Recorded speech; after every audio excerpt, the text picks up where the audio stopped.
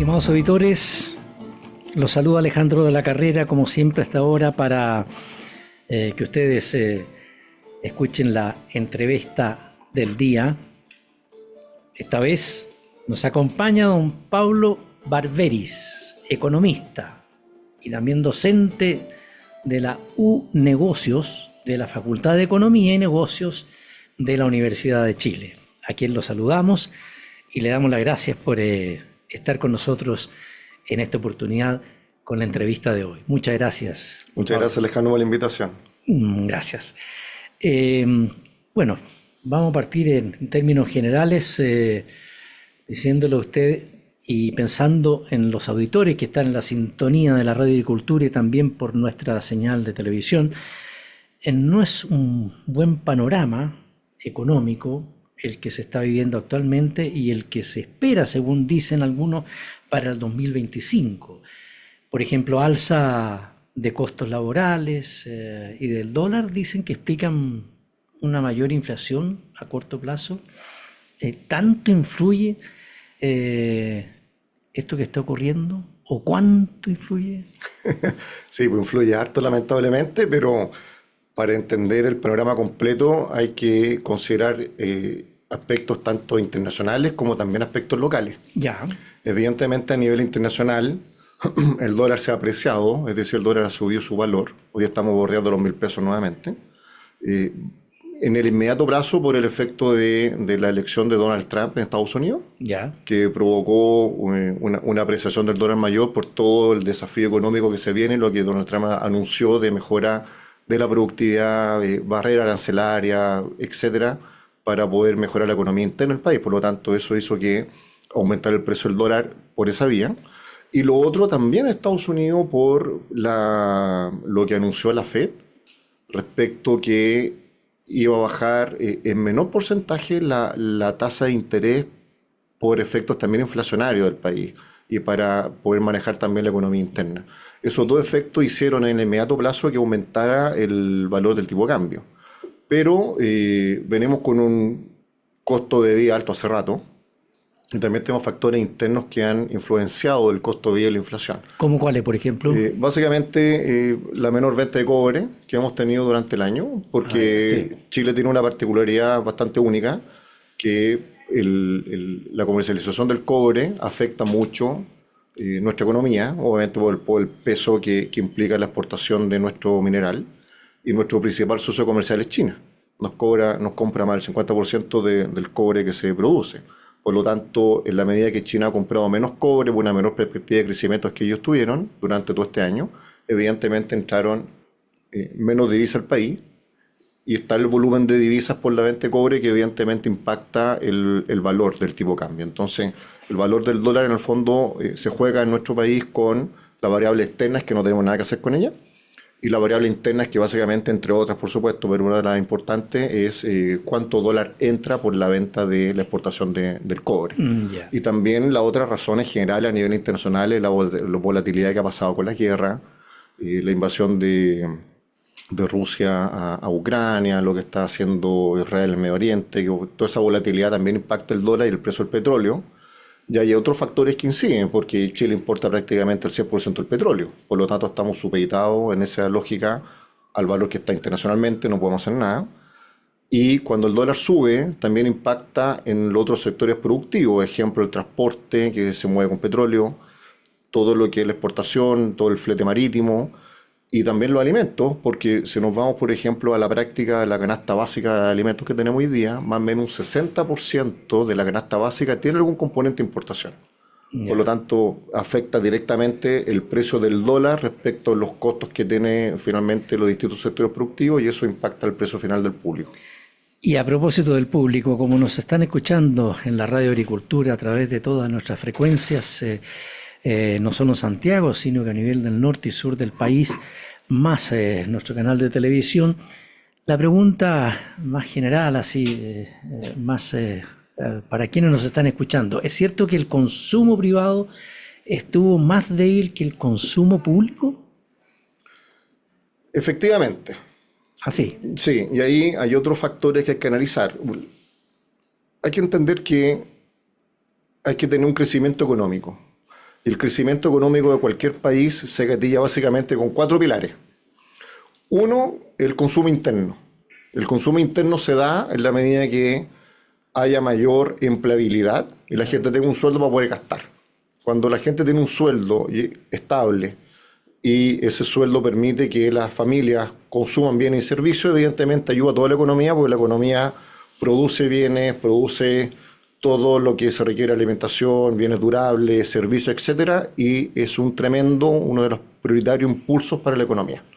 Eso ha estado lamentablemente bastante contraído este año por poco crecimiento económico. Estamos hablando que vamos a terminar el año en promedio 2%, 2,3% el mejor escenario, con un costo de vida muy alto, con una tasa de desempleo que en promedio ha estado entre el 8, 7 y 9% anual, y ha sido lo mismo de estos últimos 2 años.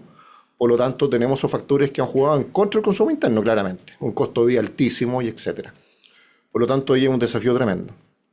Lo que ha hecho el Estado, obviamente, es impulsar mayor gasto y mayor contratación de personal. O sea, hoy día vemos que la tasa de desempleo que es alta, básicamente el empleo que se ha dado, un porcentaje sigue siendo el sector privado, pero mayoritariamente ha sido el sector público que ha contratado más personas. Por lo tanto, ahí tenemos un tremendo desafío país. Es decir, el consumo interno es un tremendo desafío que se da por fomentar la empleabilidad, y podemos hablar en extenso los aspectos que inciden en la empleabilidad de nuestro país y cómo el sector privado tiene que apoyar eso. Ese es un factor importante, uno de los pilares. El segundo es la inversión nacional o extranjera que llega a Chile. Y la inversión también ha estado bastante deprimida, digamos. O sea, evidentemente tenemos inversión en nuestro país, pero no al nivel de lo que debiéramos tener y no al nivel de lo que esperábamos tener. Por lo tanto, la inversión ha estado debilitada estos últimos años también, y también un motor importante, una fuente de motor importante en la economía de nuestro país. Entonces tenemos consumo interno y la inversión, ambos han estado bastante menos del estándar. Lo tercero, también el sector privado, es el mundo exportador, cuando una empresa se abre al mundo. Cuando hay un mayor consumo afuera, desde una empresa nacional, evidentemente también gatilla riqueza, empleabilidad, producción. Entonces la exportación es un tercer motor de la economía. Y el cuarto motor es el Estado, con lo limitado que es, pero el presupuesto fiscal de Chile hoy día un poquito más de 80.000 millones de dólares al año. Obviamente se tiene que gastar, sacando el ítem del sueldo, el resto se tiene que invertir en infraestructura, construcción, carretera, y eso hace que se mueva la economía, porque tienen que contratar empresas grandes, medianas, pequeñas o micro para poder generar también empleabilidad. Entonces tenemos que los 4 pilares generales para el crecimiento del país, que es el consumo interno, inversión, exportación y el tamaño del Estado como tal, son fundamentales para que en conjunto haya un crecimiento país. Y eso se tiene que ordenar, el gobierno y el Estado en general tener las reglas claras y la estabilidad institucional para que la inversión llegue a Chile con mayor fuerza, para que las empresas puedan también generar mayor empleo, mayor productividad, y eso hace que el país crezca. Pero en suma, evidentemente, no es bueno tener un crecimiento tan bajo que hemos tenido estos últimos años, y veníamos de un año cero crecimiento también. Por lo tanto, eso ha hecho que el consumo claramente esté pegando muy fuerte a la baja, y los sectores más afectados obviamente son el retail y el comercio en general, donde más se ve, digamos. Don Pablo, quizás los auditores que están en la sintonía de la Radio Agricultura se preguntan, bueno, pero, porque algo ha dicho usted, pero si lo bajamos en cuanto a cómo explicarlo, es qué fue en definitiva, qué ocurrió, cuál fue el problema o quién generó esto. Porque, claro, están las empresas, están los temas de lo que viene siendo la parte fiscal, ¿ah? Pero hay algo que reventó aquí y se produce este problema, porque, claro, si bien el año pasado y este año más o menos, pero antes íbamos bien con la economía.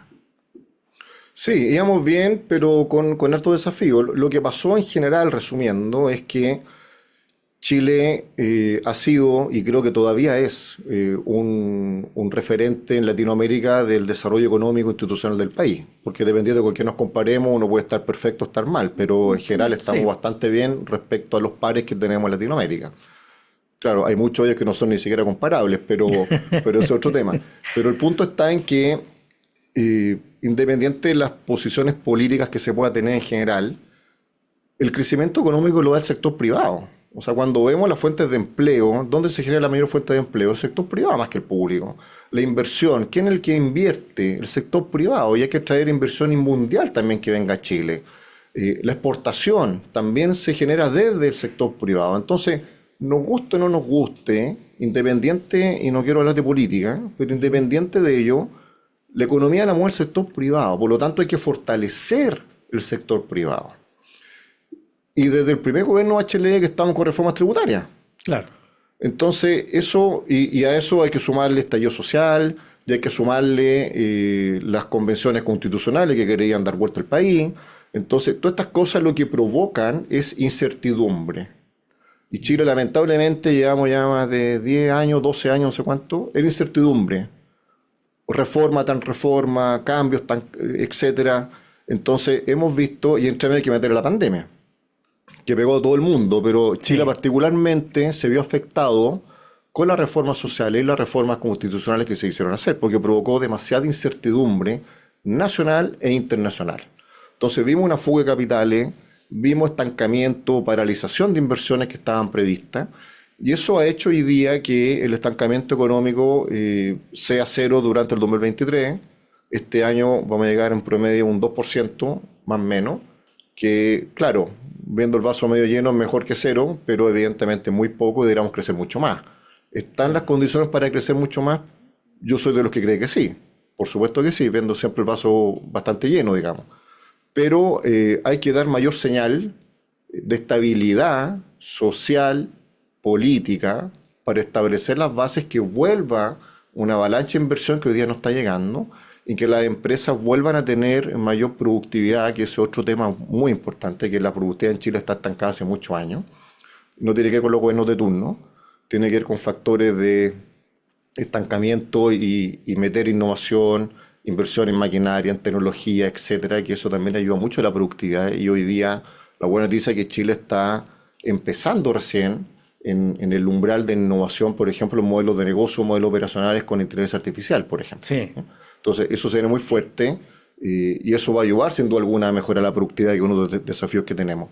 Pero obviamente estos factores que mencioné recién han incidido lamentablemente en un estancamiento económico. Y el sector privado, mientras no vea luces de estabilidad y que se fomente la inversión, que haya beneficio a la inversión, mayor estabilidad para una recuperación económica, cuando vemos que hay 2 años de paralización con reforma de pensiones, 2 años de paralización con reforma tributaria, pacto fiscal, el nombre que le quieran poner, evidentemente todo eso provoca incertidumbre. Ya. Y eso ha hecho, entre otros factores, que obviamente la inversión, el desarrollo económico no sea el que esperamos. A eso además, perdona, hay que sumarle lo que pasa internacionalmente, pero eso le pega a todos los países. Sí. Pero un factor que también nos juega en contra, o sea, que la pandemia, pospandemia, las guerras, etcétera, pues el costo de vida también aumentó para todo el mundo. Pero los aspectos locales son los que deberíamos focalizarnos muy bien y ahí siento que hay mucho por hacer todavía. Don Pablo, pero ¿qué tanto grave es la situación? Porque yo le hago la consulta porque la presidenta del Banco Central, Rosana Costa, advirtió que todos nos debemos preocupar, dijo, y llamó a la urgencia de trabajar. Yo creo que, a ver si estoy bien o no, me corrige, pero quizás hay mucha gente que quiere trabajar, pero ¿dónde encuentra el trabajo? ¿Dónde hay pega? ¿Mm? Bueno, es un desafío que tenemos como país. Claro. O sea, yo concuerdo plenamente con esas palabras. Es un desafío que tenemos, no hay una única receta. Por eso que es importante que haya una estrategia país mucho más alineada en todos los sectores políticos, empresariales y organismos sociales para poder hacer un plan conjunto. Si seguimos la pelea corta, no vamos a llegar nunca a nada. Entonces hay que hacer un plan país para desarrollar una estrategia de empleabilidad, desarrollar las fuentes de generación de riqueza nacional, y ahí hay que cambiar ciertos paradigmas. O sea, por ejemplo, tenemos el efecto del litio. La conversación del litio hasta llegar a alguna decisión se demoró 2 años. Claro. Y Chile tiene todavía, somos el tercer país con mayor fuente de riqueza de litio, pero el número 1 de exportación hace mucho rato es Australia. Australia a nivel de fuentes de yacimiento de litio el número 6 del mundo, pero ya nos lleva un camino adelantado hace rato. Mientras acá estábamos en la discusión si el litio lo iba a hacer la empresa pública, Codelco no, y etcétera, hasta que se tomó la decisión de buscar inversión público-privada, que es lo que tendríamos que haber hecho el día 1. Entonces, todas esas decisiones que demoran ese retraso, súmale la famosa permisología que está de moda hoy día, que ahí se está avanzando, todas esas cosas retrasan, y esos son aspectos internos de nuestro país que dependen de nosotros. Entonces, en la medida que nos pongamos de acuerdo en ese tipo de iniciativas, de proyectos a nivel nacional, evidentemente podemos avanzar mucho más rápido y tener un crecimiento mucho más grande con el potencial que claramente tenemos. Pero ¿hay espacio, en definitiva, o no, para que la demanda absorba mayor oferta por empleo? O sea, por supuesto que yo creo que sí hay espacio, pero hay que ponerse de acuerdo en esos proyectos, en esos espacios de desarrollo. La permisología es un tremendo proyecto, pero hay que sacarlo rápido. Sí. Por ejemplo, desarrollar incentivos para la mejor inversión, que llegue más rápido, que tenga que ver además con los permisos. O sea, un proyecto de construcción simple de cualquier torre no se puede demorar entre 2 a 5 años. No. Proyecto minero ya más de 10, 15 años parado. O sea, eso es impensable. O sea, no hay cómo entenderlo, ¿no? Entonces, son esos ejemplos puntuales y muchos más que uno tiene que decir, bueno, esta cuestión hasta dónde llegamos así, hay que cambiarlo, pero hay que cambiarlo ya. No podemos seguir con la inercia eternamente. Y buscar fuentes de empleabilidad en la medida que las empresas tengan las señales claras y se resuelva. Por ejemplo, un tema importante es que se resuelva de una vez por todas el proyecto del pacto fiscal, porque eso provoca certidumbre. Vamos a hacer una muy breve pausa. Don Pablo Barberis, economista, docente de la U-Negocios de la Facultad de Economía y Negocios de la Universidad de Chile, en agricultura. Espérenos un segundo y ya regresamos.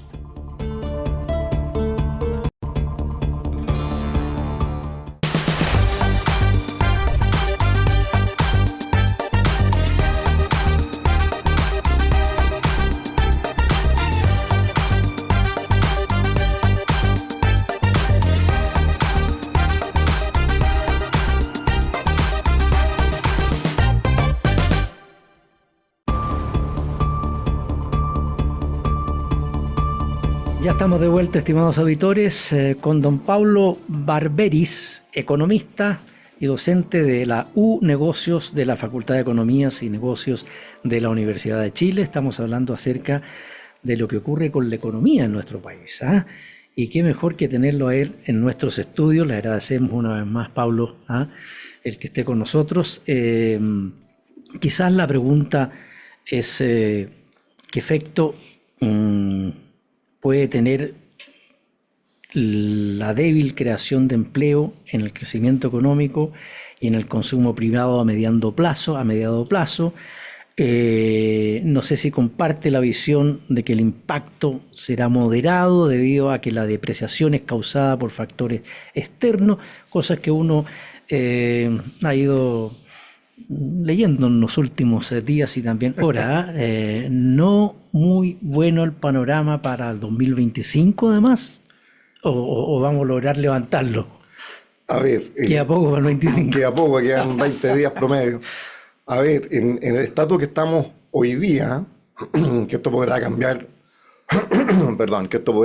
me imagino algún escenario, pero la foto que estamos hoy día, ¿sí? La perspectiva de 2025 es mantener un año más o menos igual a este, es decir, un crecimiento austero, en torno a un 2% promedio, con un dólar que debe tender a la baja en el mediano plazo. Hoy estamos bordeando los 1.000 pesos, pero ya la estimación es que deberá empezar a bajar prontamente. Una vez que termine el efecto Donald Trump y el anuncio de la Fed en Estados Unidos, el dólar deberá empezar a bajar. Pero el primer trimestre claramente vamos a tener una inflación alta todavía, alta en torno a 4,8 o 5% promedio, y después deberá empezar a bajar. Yeah. Lo que pasa con el efecto inflacionario, y es muy, muy oportuna tu apreciación, es que la UEF siempre sube precio. La gente cree que porque está bajando creemos que los precios van a bajar, pero eso no es así. A ver. Claro, lo que ocurre es que, por ejemplo, en el 2022 terminamos con una inflación anual en torno al 13% promedio. 2023 terminamos con 7,5 promedio. Eso significa que la UEF subió en un 7,5 respecto al 12 del año anterior. Claro, baja menos, pero sigue subiendo. este año vamos a estar cercano al 5%, este año 2024. Ya. Eso quiere decir que del año pasado, linealmente, los precios subieron un 5%. O sea, los precios siempre suben. Claro, suben menos que los años anteriores, que eso es buena noticia. Pero los precios son los que están hoy día. O sea, yo creo en lo personal que los precios que tenemos ya es como demanda base y no vamos a encontrar una baja de precios sustantiva como lo que teníamos 1, 2, 3 años atrás. O sea, por eso que el costo de vida está muy alto. Ya. Entonces, lo que se ve para el próximo año es que la inflación posiblemente baje menos que este año, pero proporcionalmente la inflación sigue subiendo. El objetivo estructural que tiene el Banco Central es llegar a una inflación anual de 3%, que es lo que teníamos por muchas decenas de años prepandemia, y la inflación no era tema porque teníamos un 3% anual. Ese objetivo ya se prevé, lo anunció el Banco Central, que deberá llegar el 2026. Por lo tanto, en 2025 deberíamos estar en una inflación menor que este año, pero todavía no vamos a llegar al 3%. El 3% vamos a llegar, si Dios quiere, en el 2026. Por lo tanto, el costo de vida está muy alto. Perdón que lo interrumpa, pero hay algunos, digamos, nos están escuchando, ¿ah? Y nos están preguntando cómo afectará, por ejemplo, el alza en las cuentas de la luz al presupuesto de los hogares. ¿Cómo afectará? ¿No? Si va a terminar de afectar, digamos, y especialmente considerando los incrementos acumulados desde el 24. También, ¿qué efectos indirectos podrían tener estas alzas en sectores como el comercio y la industria? Dicen, ¿ah? Porque están diciendo que el ideal es que se levante un poco más el trabajo. ¿Y cómo podría mitigar el gobierno el impacto de estas tarifas? Sí, a ver, el efecto del trabajo tiene que ver con la mayor fuente de estabilidad, como que lo hablamos un rato atrás antes Sí. y que estén las bases para que haya un fomento en mejor producción. Eso hace que se contrate más personas y la gente tenga un sueldo para gastar. Ya. O sea, el concepto del consumo interno es uno de los pilares del crecimiento de la economía. Ya. Hoy día tenemos un desempleo alto. El último dato fue 8,7, el promedio de los últimos 2 años ha sido 8,9. Y tenemos un empleo informal que supera el 30%. Por lo tanto, es complicado el escenario de la empleabilidad. Ahora, el costo de vida que está alto, evidentemente el efecto del alza de precio de la electricidad pegó negativamente y eso es uno de los factores que ha aumentado el costo de vida. Ahora, ahí hay hartos matices, pero evidentemente entendiendo que había que transparentar la tarifa que estaba congelada hace hartos años atrás, lo que no se entendió mucho, y yo creo que faltó en lo personal, en una opinión mía, mejor comunicación desde el gobierno, es que estas 3 alzas en el corto plazo iban a impactar en la práctica mucho más de lo que se anunció, porque se anunciaba promedio 8%, 12%, 15%, pero en la práctica el alza fue mucho más. Sí. Y hemos tenido 3 alzas con la que viene ahora en enero más encima. Por lo tanto, yo creo que ahí faltó mejor explicación para transparentar el impacto real, porque sí pegó la inflación y el costo de vida de las personas. Y eso es uno de los puntos que ha hecho que la inflación este último semestre no haya bajado como se esperaba, porque el alza de la electricidad impacta bastante, así como el dólar, por todo lo que se importa también. Sí. Ahora, indirectamente, la otra pregunta impacta porque la electricidad está indexado en todos los costos productivos, o sea, todo lo que es fábrica, maquinaria, infraestructura, todas las empresas funcionan con electricidad, por lo tanto impacta negativamente. Sin ir más lejos, la producción de pan, que Chile es uno de los países que más consume pan en el mundo, todas las panaderías usan electricidad y ese ítem está indexado en el costo de producción del pan y eso se traspasa después a precio público. Y eso es lo que ocurre en todos los sectores productivos. Por lo tanto, sí impacta el alza de la electricidad hoy día en el costo de las personas, lamentablemente. Ahora, ¿qué diría usted en el tema de los subsidios para grupos vulnerables en el sistema previsional? Después vamos a hablar, digamos, del tema de la previsión, ¿ah? Pero me refiero solamente al tema de los grupos vulnerables. Bueno, yo creo que eso es un rol fundamental del Estado, de cómo ayudar con algún subsidio estatal a los grupos más vulnerables que los ingresos que tienen no alcanzan para llegar a fin de mes. Ya, Claramente eso es importante. Ya, la pregunta que le hago de inmediato es, ¿y de dónde saca la plata el gobierno? Porque Bueno, esos son los matices. sí, porque resulta que hay complejas noticias, dicen y decían esta semana en el Senado, los senadores y diputados del sector derecha, digamos, de oposición, pero lo es el sector del gobierno, dijo textualmente, pero si el país no se está cayendo a pedazos. ¿Es así o no? O sea, yo creo que el país no se está cayendo a pedazos, o sea, es una Ya, visión pesimista por ningún motivo. Yo creo que tenemos tremendas oportunidades, tenemos un país que, como dije un ratito atrás, dependiendo de que nos comparemos, estamos en el paraíso. Y tenemos una capacidad humana, profesional, académica y empresario y sector público también de primera línea a nivel global, reconocido no solo por nosotros, o sea, internacionalmente. Lo que pasa es que tenemos paralizado un montón de temas que no se han cortado, o sea, no se ha tomado decisión. Y esa incertidumbre es lo que nos está dañando. Entonces tenemos una tremenda oportunidad, el país no se cae a pedazos, pero evidentemente no podemos seguir en el estándar que estamos hoy día, hay que dar un salto distinto. Y ahí es donde ya hay que tomar decisiones y sacar un poco ciertas visiones ideológicas y poner un poco más pragmático, porque el país no resiste un crecimiento tan austero como el que tenemos, con las variables internas que hay que resolver. Porque las variables externas, lamentablemente, no podemos hacer nada, pero además les pega a todo el mundo, por lo tanto yo anulo las variables externas porque son igual para todo el mundo. Por las variables internas sí podemos hacer algo. En ese escenario, evidentemente, los desafíos son los que hemos mencionado. El país no se cae a pedazos, pero obviamente hay que tomar decisiones y fomentar el desarrollo de empleabilidad, inversión y sobre todo las señales institucionales. Hoy día hay un tema que el gobierno se encontró con la sorpresa un año después, que es la delincuencia y narcotráfico, que hoy día es la prioridad número 1 en el país. Y eso está pegando hoy día al desarrollo de nuestro país, a toda la institución. O sea, cuando vemos que hay incertidumbre también, delincuencia todo el día que está desatada, por más que hayan reuniones o discursos, la realidad es esa, y el comercio cierra temprano, las empresas no están abriendo nuevos puestos de empleo, oficina o tienda o local en otras partes porque la delincuencia está ganando el terreno, claro. O sea, y estamos retrocediendo, eso impacta la economía. Entonces hoy día vemos que esa es una de las prioridades a nivel país y nos están tomando las medidas más drásticas. O sea, la delincuencia no se va a acabar con más reuniones o diciendo que estamos comprando pistola eléctrica, digamos. O sea, hay que tomar otro tipo de medidas a nivel nacional. Y ahí es donde echo de menos un proyecto de todos los actores nacionales que puedan llegar a acuerdo y tomar otras medidas necesarias para acabar con la delincuencia y el narcotráfico en forma más drástica y urgente. Ya, y ahora respecto a la reforma tributaria, ¿cómo evalúa usted la propuesta, de reducir el impuesto corporativo y su comparación con el promedio de la OCDE?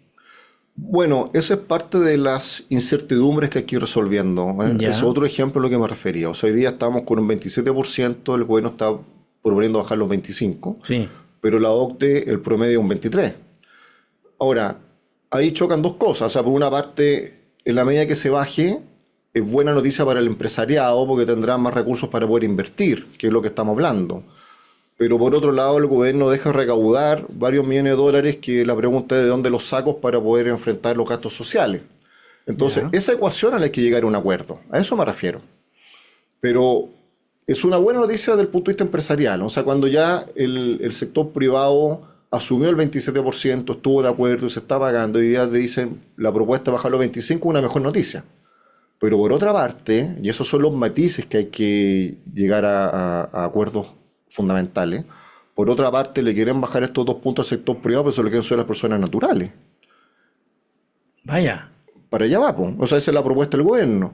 Subir el impuesto a las personas naturales de cierta renta hacia arriba.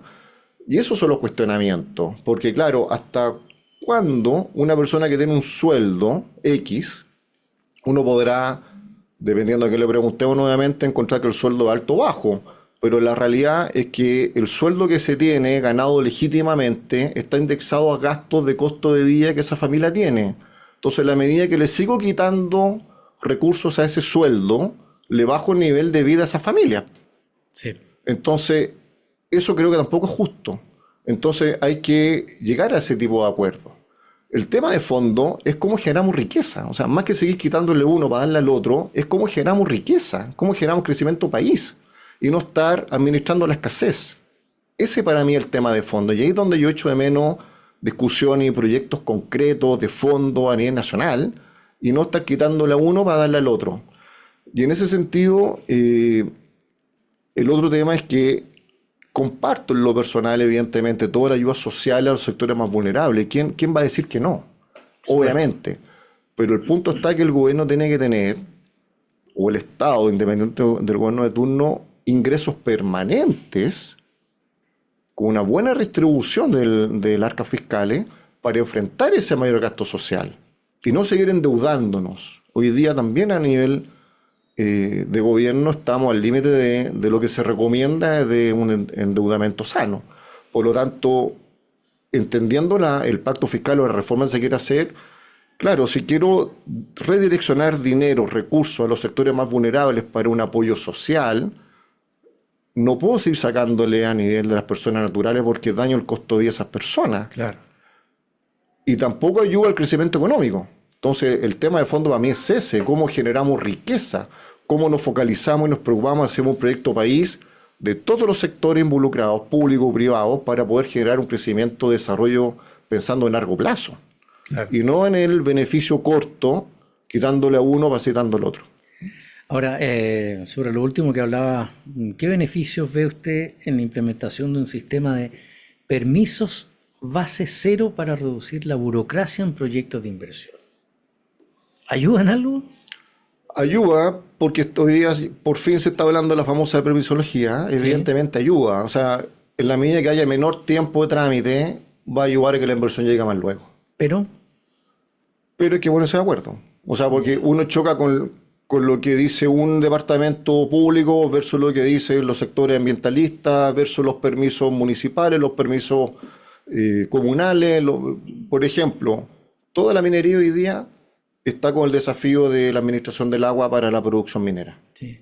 Entonces hay un montón de proyectos que es la solución inmediata de la salinización del agua. Pero hay que pedirle permiso a la Marina, permiso a las comunidades sociales, permiso al gobierno, y llevamos 15 años. Entonces, ¿es sano estos proyectos? Por supuesto que sí, pero hacemos rápido. Estimados auditores, está muy interesante lo que estamos escuchando aquí. Quien nos acompaña, para quienes se estén incorporando a lo mejor en este minuto a la Radio Agricultura y en esta entrevista, nos acompaña Paulo Barberis, economista y docente de la UNegocios de la Facultad de Economía y Negocios de la Universidad de Chile. Ya volvemos, no se lo pierdan. En un instante estamos de vuelta.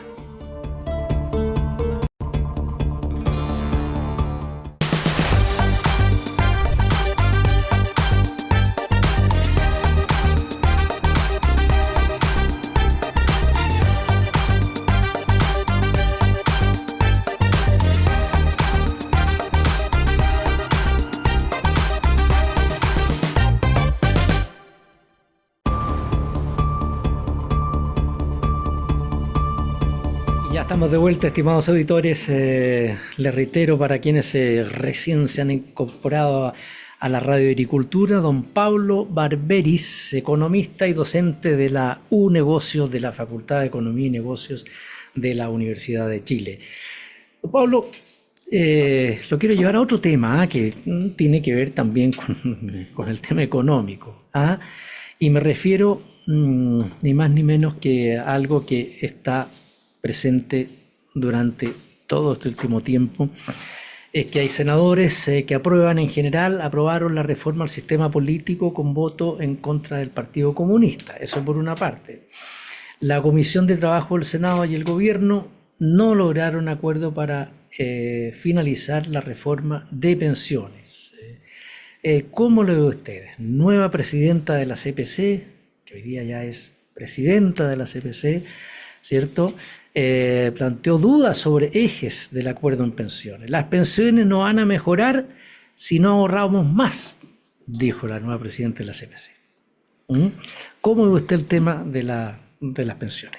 Sí, también es un tema bastante complejo con hartos desafíos, porque tenemos harta arista ahí. O sea, primero, bastante injusta la desigualdad de las pensiones de las mujeres versus los hombres, por ejemplo. Entonces, totalmente de acuerdo. claro, y ahí difícil que alguien pueda decir lo contrario, pero bastante injusto, y eso se arrastra por muchos años. Entonces, claro, hay que equiparar, pero la pregunta es cómo se equipara. El otro tema es el famoso 6%, que el sector privado está de acuerdo en incrementar el aumento de las pensiones un 6%. Pero ¿qué es lo que se discute? ¿O es 100% fondo individual a las personas directamente desde su remuneración? Sí. ¿O se va más o menos una figura de lo que se conoce como fondo de reparto? Y el fondo de reparto es el punto de discordancia, porque mundialmente se demostró que el concepto de reparto está quebrado, por un sentido práctico. O sea, el concepto propicia que el volumen de personas que están actualmente trabajando van a financiar la pensión de los que están jubilados. Y cuando tenemos países, Chile incluido, que la tasa de natalidad y las fuentes de personas que están trabajando en menor de la tercera edad que están jubilados no resiste análisis porque no se puede financiar. Sí. Casos tan emblemáticos como Europa y otros países lo han demostrado hace muchos años. Entonces, es un punto de discordia fundamental. Y hoy día se está hablando o 6% cero o 5,5 versus 0,5. Sí. Pero son matices que a esta altura el país necesita llegar a acuerdo. Y ahí los políticos tienen que de alguna manera zanjar estas diferencias y tomar la decisión de aprobar el proyecto que se llegue a un mejor punto de equilibrio, porque el país lo necesita, el sector privado necesita ese tipo de acuerdo. A eso también el otro punto en menor nivel, porque el punto fundamental es el famoso 6% de discordia, pero el otro punto es la AFP estatal. Obviamente, mientras mayor competencia haya, mejor. Si entran más actores privados, mucho mejor, porque hay mayor competencia, los precios de comisiones bajan y podrá haber también al mismo tiempo mayor oferta y mayor eficiencia en la rentabilización de los fondos de pensiones de las personas. Si a eso se le suma una FP estatal, bienvenido. Si una figura como lo que tenemos, el Banco Estado, que funciona igual que un banco cualquiera en la plaza, en lo personal no veo ningún problema. El punto estaba cuando al inicio la propuesta hacía que haya un organismo público que, no sé si controlaba, pero direccionaba o fiscalizaba los dineros, y eso es una tentación muy grande para cualquier gobierno turno. Sí. Entonces, eso tiene que resolverse, y finalmente los 6 puntos de discrepancia es que cómo se va a terminar finalmente, ¿no? Y ahí el sector político tiene que llegar a acuerdo. Y ahí entramos a otra discusión, o sea, algunos que están a favor, otros en contra. Obviamente la centro derecha está con los 6 puntos individuales, la izquierda está con algunos porcentajes de fondo de reparto. Sí. Y eso es lo que se está hablando en este día, y esperamos que lleguen a acuerdos rápido. Ahora, pero ¿qué mecanismos consideran ustedes que podrían implementarse para garantizar que el nuevo sistema no se desfinancie a corto o mediano plazo? Porque sin provocar sin provocar algún miedo a quienes nos están escuchando, pero puede ocurrir, ¿no? Esperemos que no podría ocurrir. Sí, pero esperemos que eso no llegue nunca a ocurrir, porque sería un devalgue a nuestra economía nacional.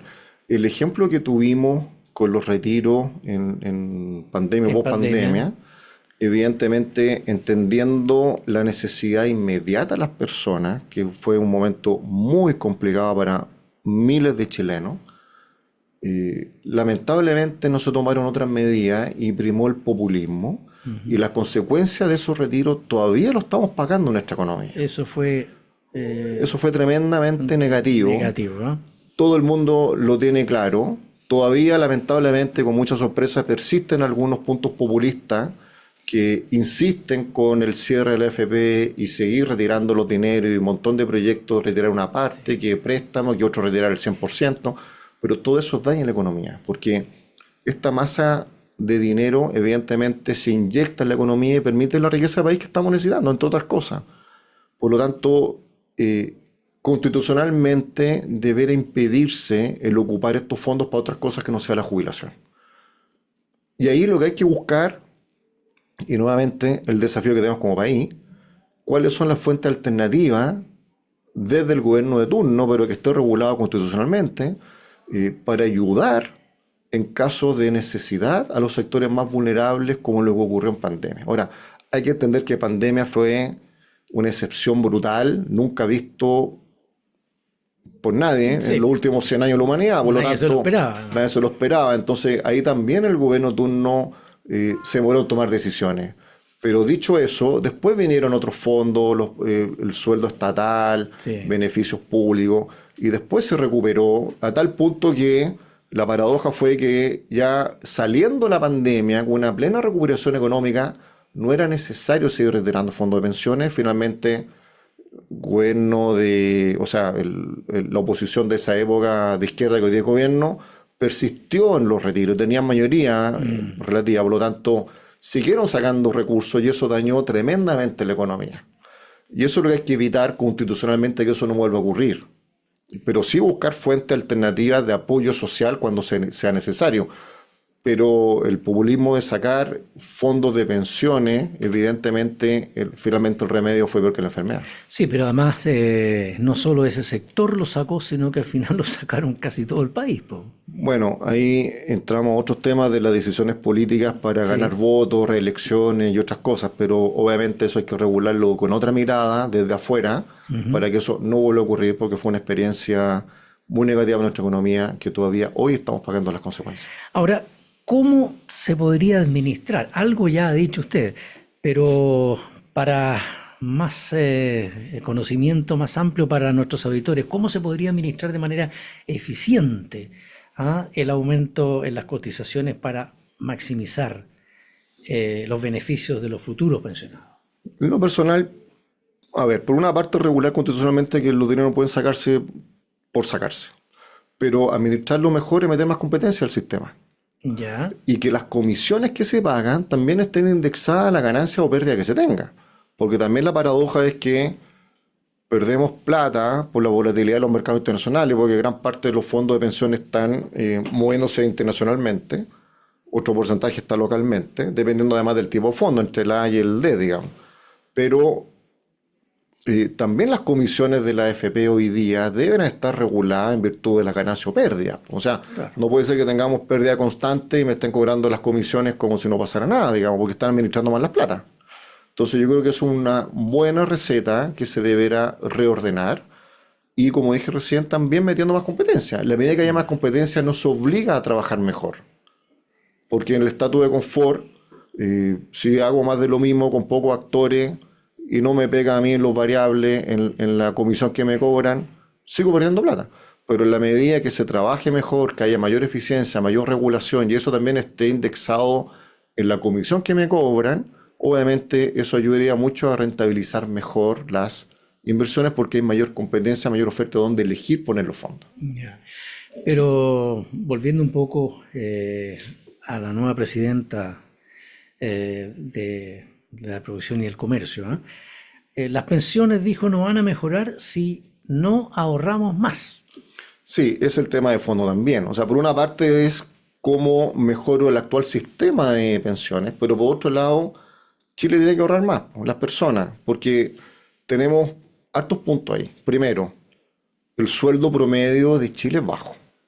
O sea, Sí, que hoy día la gran mayoría es clase media baja en nuestro país, por lo tanto no estamos hablando de sueldos tan abundantes que permitan tener, después de poder jubilarse, un sueldo tranquilo que les permita vivir en paz, digamos. Entonces hay un desafío ahí de aumentar la riqueza para poder tener un mejor sueldo. Lo otro son las lagunas previsionales.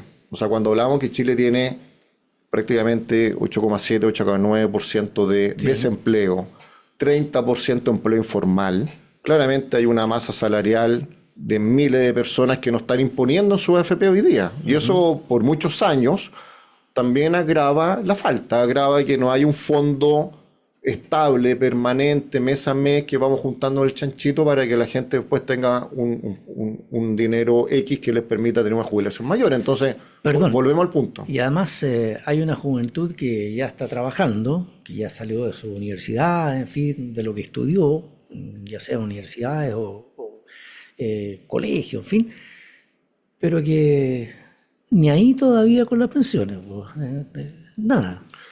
Bueno, es parte Es también. cierto que ha aumentado, digamos, uno ha aumentado en la calidad de vida. Ya son los 80, los 90 años, entonces a lo mejor están pensando, ¿para qué tan temprano? ¿Para qué tan luego? No sé cómo lo ven ustedes. Sí, hay un efecto también ahí etario, que los más jóvenes tienen hoy día otros, llamémosle, visión de vida, que los Sí. que son más viejos, digamos. Pero esto es por ley. O sea, el punto está cuando el joven empieza a trabajar formalmente. Ya. Porque una vez que empieza a trabajar formalmente, por ley te sacan el porcentaje que va Ya. a los fondos de pensiones. Pero si está trabajando por su cuenta. Pero ser independientes no se imponen. Ese es el punto. Y Ese hoy es el día punto. yo creo que es bueno, pero hay que hacer algunos ajustes ahí. Chile tiene que fomentar el emprendimiento. O sea, tenemos que desarrollar la innovación, los emprendimientos, la práctica de desarrollar en una microempresa. Si eso, Sí. llamémosle startup, emprendedores, que está de moda, es una microempresa. O sea, partamos con ser independientes con un proyecto, y se me va bien de micro paso pequeño, pequeño mediano y mediano grande. Claro, pero ahí hay que tener la cultura de imponer para la previsión. Sí. En la medida que se parta más tarde, también daña efectivamente el fondo final que voy a tener para poder jubilar. Por lo tanto, son muchos factores que inciden en no tener un buen ahorro. Ya. Ahora, no quiero transmitir miedo, pero ¿cómo afectará la reforma previsional al ahorro nacional y a la inversión privada en el corto y largo plazo? A ver, lo que pasa es que el sector privado ya tiene acordado y asumido que va a tener un costo adicional de remuneraciones imponibles de 6 puntos extras de lo que hoy día están pagando. Ya. Y eso es un costo que las empresas van a asumir. O sea, hay que entender eso. O sea, las empresas están dispuestas a asumir 6 puntos más de previsión, que es tremenda buena noticia. Y esta es la discusión que vimos recién, ya será fondo individual o una parte para reparto, pero eso es un Sí. tema ya político que tienen que llegar a acuerdo. Pero el sector privado está dispuesto a asumir 6 puntos más de costo empresarial de las remuneraciones. Con eso asumido, obviamente lo que queda es lo que hablamos un rato atrás. Bueno, como contraparte, ¿cuáles son los incentivos, los beneficios que vamos a hacer como país para que las empresas tengan mayor oportunidad de seguir creciendo? Porque si le seguimos metiendo más costo, es corto plazo. Claro. Entonces, las empresas tenemos la obligación como país que a las empresas darle fuentes de financiamiento flexible, incentivo a la inversión, las reglas claras para que haya riqueza y crecimiento económico y mejor productividad, porque eso van a compensar los mayores costos que se están tratando de acordar, digamos, a nivel país para que aumente ese punto, más impuestos a las personas naturales que se quiere proponer, por ejemplo. Entonces, bueno, ¿cómo compensamos? La forma de compensarla eso es con mayor crecimiento país. Y ahí es donde está el desafío, de fondo. Estimados auditores, vamos a agradecerle a don Pablo Barberis, economista y docente de la U Negocios de la Facultad de Economía y Negocios de la Universidad de Chile, porque nos ha pillado el tiempo, Pablo, y tenemos que despedirnos de nuestros auditores que están en la sintonía de Santiago para el norte y para el sur. Si usted ve ahí la cantidad de frecuencias que tenemos, todas de Radio Agricultura, tanto hacia el norte como para el sur del país. Por lo tanto, un saludo a todos ustedes, estimados auditores, y muchas gracias, Pablo, por esta entrevista y por la importancia que han sido todas sus declaraciones y palabras aquí. Muchas gracias, Alejandro, a ti y a la radio por la invitación y siempre disponible cuando ustedes gusten. Fantástico, encantado. Muchas gracias, estimados. Nos reencontramos la próxima semana. Volvemos.